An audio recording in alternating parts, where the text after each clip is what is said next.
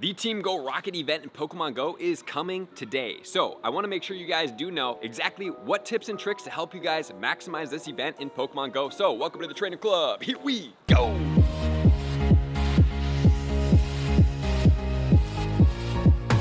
The Team Go Rocket event in Pokemon Go is taking over the second half of the Solstice event in Pokemon Go, starting on Wednesday the 21st at midnight and going all the way until Sunday the 25th at midnight as well, which is very exciting because there's some brand new Shadow Pokemon in here that are going to blow your socks off. If you guys didn't see yesterday's video, you want to check it out up here or check it out after this video because the Shadow Gible is going to be crazy in Garchomp. There are going to be two bonuses of this event, which include, number one, will be the fact that we are able to TM away frustration, the biggest win of the game, especially since we've had a lot of shadow raids coming out. We need to get away frustration so we can optimize our Mewtwo's that we have, and if you are doing anything with your Shadow Arcanine, that's going to be it too. Not only that, guys, we also have the ability to get more rocket battles because they are going to be taking over the stops and the balloons will be appearing more frequently. I do believe they come every 3 hours instead of every 6 unless they are changing that for this event. There's going to be spawns, research tasks, and more, and we're going to check those all out in my top tips, starting off with tip number 1.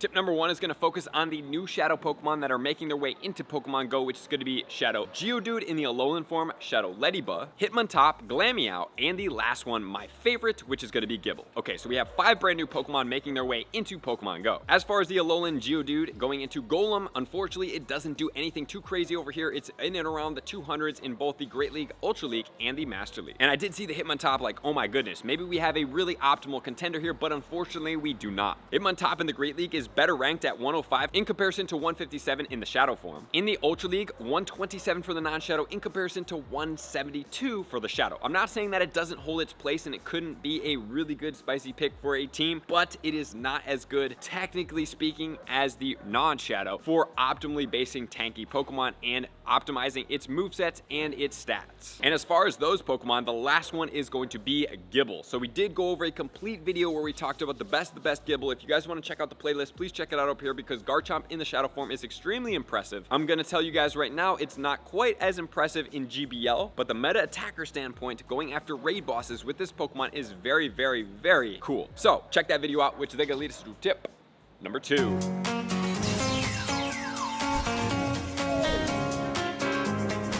Tip number 2 is going to be focusing on 12-kilometer eggs in Pokemon Go because we have a brand new shiny making its debut. The egg pool has not changed, but one of the Pokemon that I've been waiting for a while is going to be Pancham, and that will have a brand new shiny, and that also goes into Pangoro as well. And man, that Pokemon is really cool, especially in the shiny form. Okay, so let's go over some of these Pokemon in here that I like the best. The Pokemon pool is going to be Larvitar with a shiny. 594 is going to be the 100% IV. We have an Absol. The Absol 100% IV is going to be 1443. And just remember, obviously, the Absol does have a Mega Pokemon. It's an all Dark type Pokemon. It is not the strongest Dark type, and it doesn't have a dual purpose, so it's not my favorite Mega in the game, although it's pretty cool, and the shiny is really cool as well. Then we are going to have Skorupi that does have a shiny, and then next we're going to have Sandile. I like Sandile going into Crocodile. That Pokemon 100% IV is going to be 592. And then we have Scraggy. We have Pawniard that does have a shiny. Volibee is in there with a shiny, which is a newer of the shiny in these 12-kilometer eggs. Then we have Dino with a shiny in there. It's going to be 606 for the 100% IV. The Pancham shiny is going to be in there. 850 is the Hundo. And then there's going to be the Inkay shiny. We're going to have Skrelp, no shiny, and Salandit that's going to have no shiny as well. And Salandit, if you do hatch the female, you can take it into Salazzle. If you hatch multiple of them, save them. They are valuable pieces to trade with. So that's going to be the 12-kilometer eggs. And here's going to be my recommendation here. Guys, if you don't want just the Stardust, which there is a lot coming from these eggs, I suggest saving up all 12-kilometer eggs, hatching them, because there's going to be a lot of Pokemon out there that you can help get rocket components. Save these up, put them on incubators, hatch 12 at the same time. On a star piece, you can get anywhere from 75-ish thousand Stardust all the way up till about 95,000. To push to 100, you have to get really lucky. You can do it, but it would have to be one of the luckier hatches and trying to hit that 9,000 per Stardust hatch, which is crazy. But if you guys can optimize it there and focus on how much Stardust you're getting as opposed to trying to get that shiny, obviously the shiny would be a great bonus, but the Stardust is amazing coming from those eggs, and that's why I usually hatch 12-kilometer eggs, because I just love the Stardust. It feels so much more rewarding to me than it is to just try to hatch regular eggs and get so much other garbage. At least I'm getting the Stardust and I can move onward. So there's my recommendation there, which is then going to take us into tip number 3.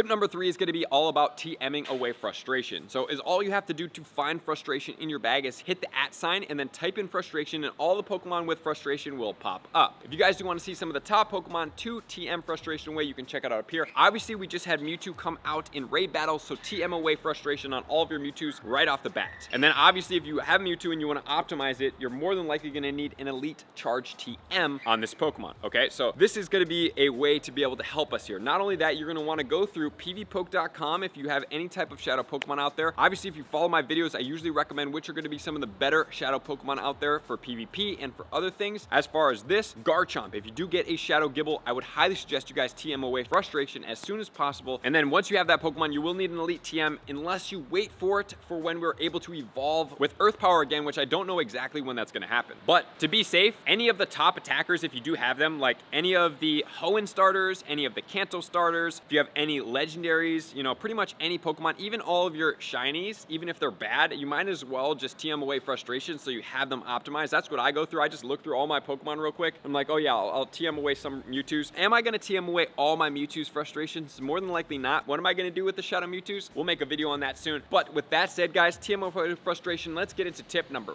4.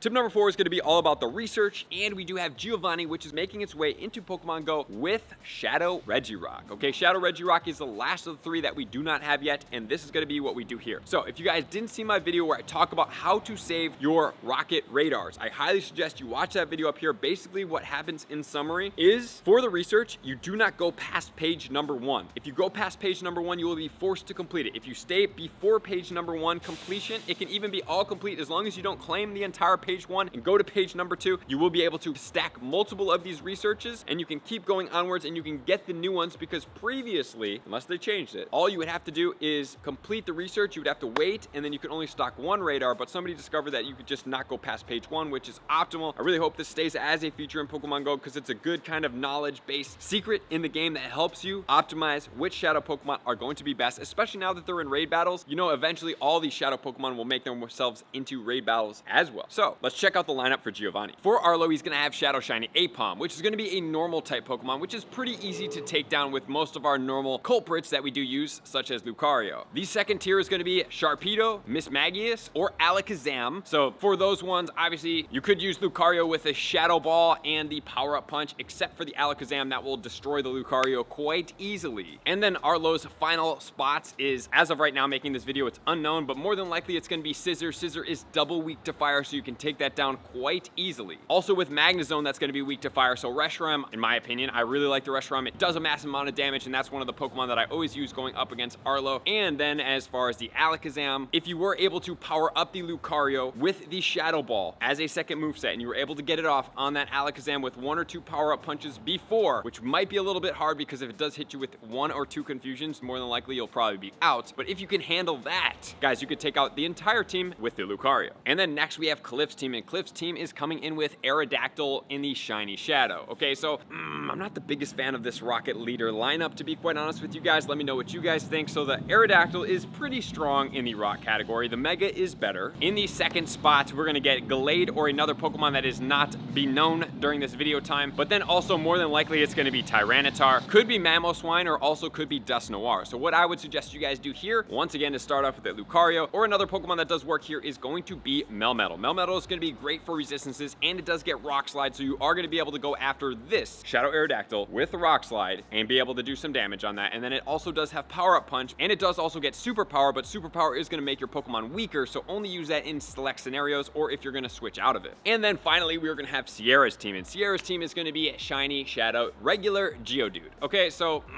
another one that we could easily use a Kyogre for and wipe this Pokemon really fast, or we could go in with the Lucario and start powering up punching and start getting ready to blow out some shields here. In this second spot, we're going to have Steelix, Gardevoir, or potentially another Pokemon. And then finally, in the last spot, Gyarados, or more than likely Houndoom, and Lucario could easily sweep another team here as well. Gardevoir will be a little bit of a challenge for you in this spot. However, if you do have Power Punch, or it has saved up to a Shadow Ball with the Lucario, it will do a lot of damage. And the Steelix is very strong, but but using a Lucario, a bunch of power-up punch is a great way to be able to save up a lot of energy and just blow through the teams. As you guys can tell, more than likely my two starters are either going to be Lucario or Melmetal. I think they do fantastic. Let me know in the comments below if you guys use anything else when going after these rocket leaders. And then finally, we have Giovanni. Obviously, Giovanni is going to have the regirock. You will have the Persian sitting up front, which is a normal type Pokemon. What I like to do for the Giovanni is I start with the Melmetal, I build up to a rock slide, I hit the rock slide, and then I do a couple more hits. I switch over into Lucario. Will I be going after this regirock in Pokemon Go? I will get you guys a video coming out about that very soon, and we will go over the information, okay? So those are going to be exactly what we need. And the third bonus of the day is going to be increased Shadow Rage. So there's going to be an increase in Shadow Rage, which is very cool as well. That is something that you guys can get after if you guys do want to do more. And I think that would also increase the Shadow Articuno, which will be very helpful. And I actually will be in Singapore this weekend, so I would love it for you guys to be able to come out and meet us. So we will have a couple Elite Trainer box giveaways, and we were going to be starting at 10 a.m. at the Gardens by the Bay. So I hope to see some of you guys out there that are in Singapore and want to go after raiding some Shadow Articuno, some Nihilego, and the likes. And whoever comes out and gets the best quality shiny Shadow Articuno will be able to win an Elite Trainer box. So I hope to see you guys out in Singapore this weekend. Make sure to stay tuned to my social medias at the Trainer Club with 2Bs on Twitter, Instagram, or you can check the comms tab in here, and I will post all the official information, but save the date. And we have the research that is going to include Battle 2 Team Go Rocket Grunts, and you will be able to get a mysterious component. So make sure to battle as many grunts as possible when you do have these tasks. Hopefully you can save up multiple of them, but if you cannot, still stay after it. And with that said, let's get into tip number 5. Tip number 5 is going to be focusing around rocket battles. Do as many rocket battles as possible, do as many leaders as possible, and the research task that I highly suggest you guys do as much as possible, because this is one of the only ways to stack up multiple rocket radars is going to be getting you an extra component. So if you can do as many of those as possible, every time you collect a component, you can add multiple components, and then they will add up into rocket radars, and then you can stack up on multiple of them here as opposed to buying them in Pokemon Go. So those are going to be all my tips. Appreciate you guys being here as always. To all my likers, commenters, subscribers, Patreon members, everybody takes your support, subscription, and participation to the next level. I'm gonna see you guys out in the next video. Peace. I want to take this time to thank everybody who supports me in every facet. It means the world to me, and an extra special thank you to all my Patreons. I greatly appreciate the extra support to continue to allow me to pursue Pokemon Go full time, allowing me to create my daily video uploads in the most timely fashion for everyone's benefit. Plus, I get the amazing experience of sharing my creative processes behind the scenes and raiding all around the globe with select upper tiers. Thank you everybody for being a part of the Trainer Club. You all mean the absolute world to me, and I will see you guys out on the next video.